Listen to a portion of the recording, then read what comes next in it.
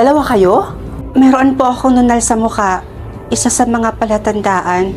Ako din meron.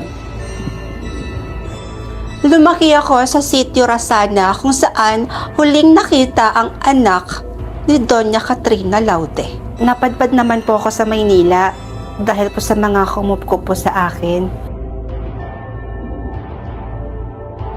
Meron ako nitong kwintas na huling nakitang hawak-hawak ito ng anak ni Doña Katrina Laude.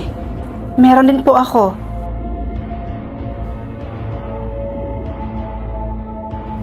Kulay brown ang buhok ko, gaya ng buhok ni Doña Katrina Laude. Itim ang buhok ni Mama at hindi brown. Hindi kaya nagpapanggap lamang kayong dalawa? Dahil alam kong alam niyo na rin naman na sobrang yaman at makapangyarihan niyang si Doña Katrina Laude. Hindi ko habol ang pera, miss.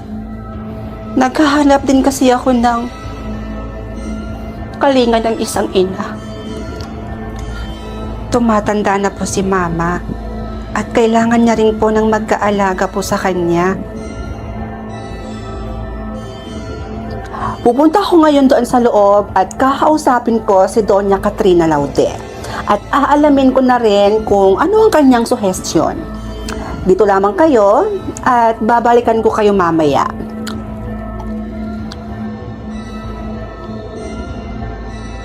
Peke ang nunal mo.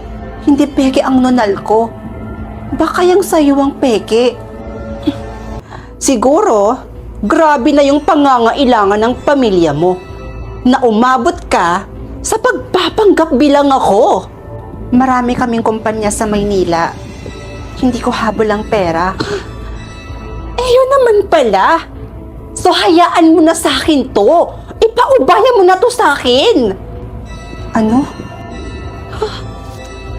Hoy, kayong mga bigkaon bahugbila, tama na yung pagtatalo nyo. Hoy na kayo at pinapapasok na kayo ni Madam.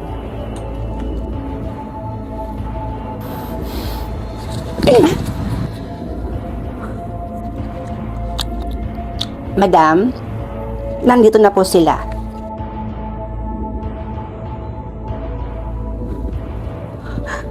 Mama, kay tagal ko pong hinintay na makita kayo.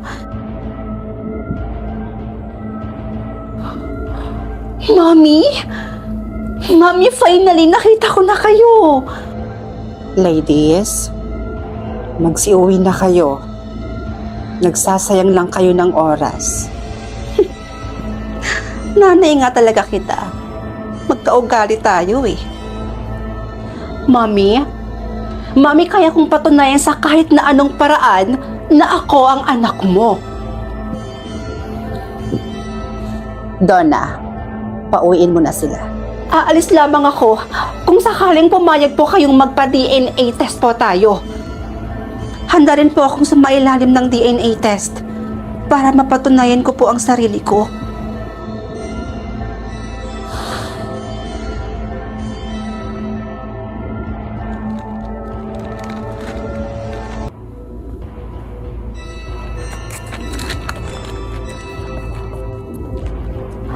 Madam and ladies, may resulta na ang DNA.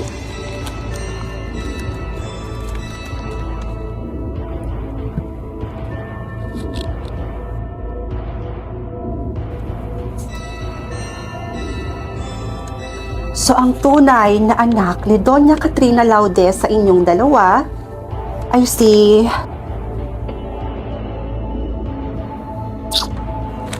wala. Ano? Teka, paano nangyari yun? Sabi ko naman sa inyo, nagsasayang lang kayo ng oras dito. Lalaki ang hinahanap kong anak at hindi babae.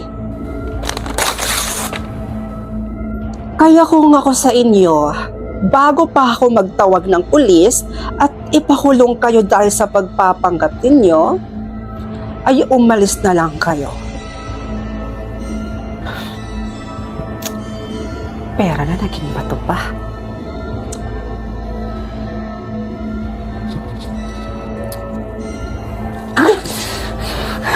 Pinahiya mo pa ako doon? Akala ko ba gagawan mo ng paraan, tapos palalabasin mo ako yung totoong anak? Hindi ko naman kasi alam. Basta ang alam ko lang, pinapahanap lang, ganun. Hindi ko naman alam na lalaki pala yung anak na hinahanap niya. Kaya akala ko makakalusot ka. Naturingan ka pa namang assistant, tapos wala kang alam? Wala kang kwenta?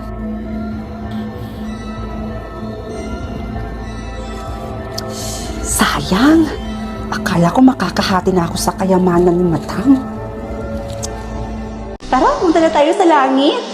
Oops, teka lang. Hindi pa tapos ang laban. Dahil may paparating pa. Ha? Sino naman? Siya.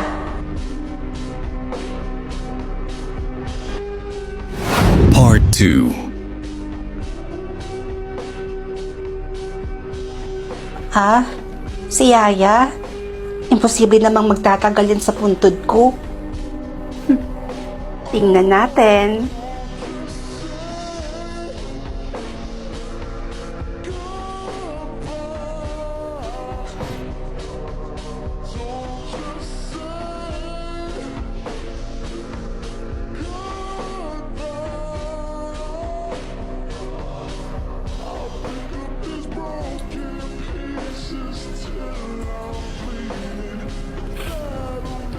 Parang imposible naman yata. Si Yaya naman kasi Ano to, matatalo pa ako? Hindi pa ako makakapunta ng langit? Yaya, umalis ka na. Sa ngayon, siya na ang may pinakamatagal. 3 hours and 32 minutes.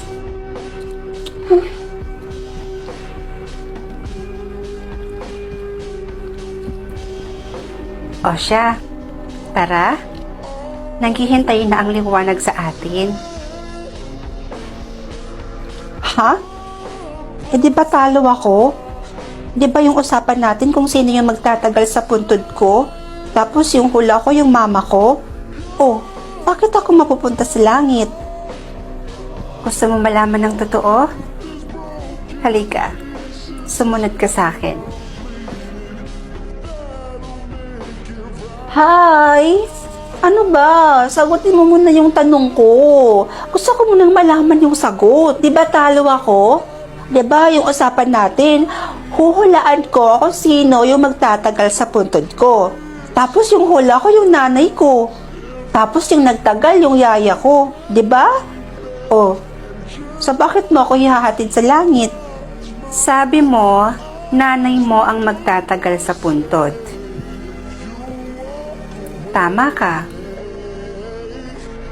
Yung babaeng nagtagal sa puntod mo kanina, siya ang tunay mong ina. At yon ang aking misyon bago kita samahan mapunta sa langit. Ayang malaman mo kung sino ang tunay mong ina.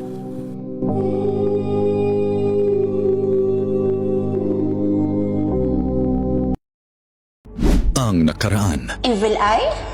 Yung may plano ka sa buhay, tapos bigla na lang hindi natutuloy? Dahil yon sa mga taong inggit na nakakapag-produce ng bad energy at nagiging dahilan para may mangyaring masama bago matuloy yung plano mo. Amoy December yung aura mo. Saan ka punta? Pupunta kami ng Subic ngayon ng boyfriend ko. Alam mo, ang swerte mo dyan sa boyfriend mo, no? Sana talaga kayo na talaga. Tsaka Subic, ay nako, sulitin mo dun.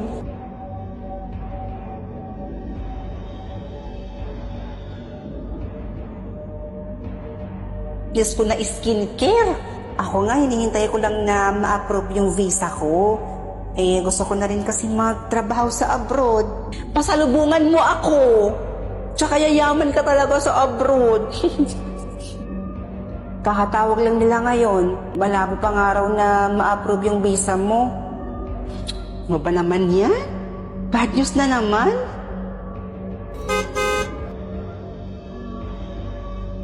Napaka-successful talaga ng tropa mo na yan, ate, no? Tingnan mo, ang dami na nga niyang customer araw-araw. May bago na naman siyang business. Tapos bumili pa siya ng wing van. Hay, napakaswerte talaga. Yung may plano ka sa buhay, tapos bigla na lang hindi natutuloy. Effective ba yung evil eye pangontra mo?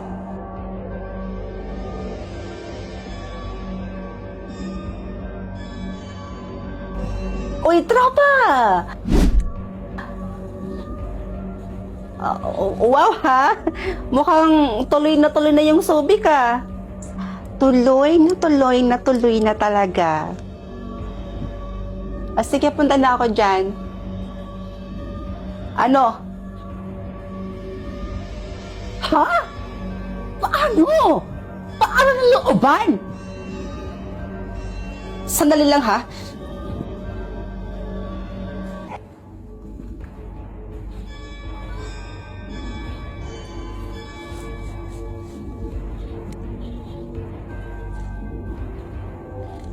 Oh sis, hello. Nasa biyahe pa kami, papuntang Subic.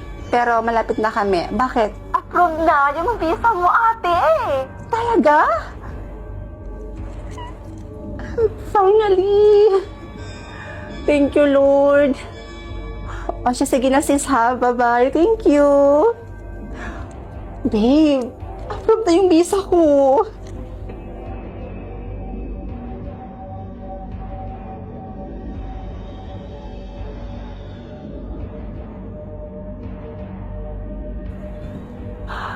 Finally, nandito na tayo sa Subic, babe.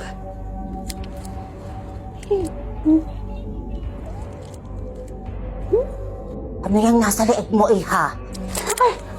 Evil eye ba yan? Oho. Ining, tanggalin mo yan. Tanggalin mo na yan. Po? Tatanggalin? Bakit ho? Dahil babalik sa'yo ang lahat ng kamalasan. Lola, hindi ko po ito tatanggalin. Dahil maraming magandang naidulot nito sa akin. Tsaka, pangontra ito sa mga taong inggit.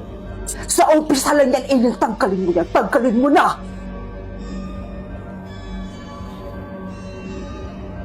Pasensya na ho. Pagsisisihan mo kung bakit hindi mo sinunod ang sinabi ko.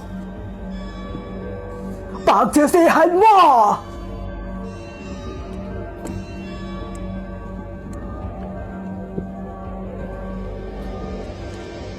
Hello ho?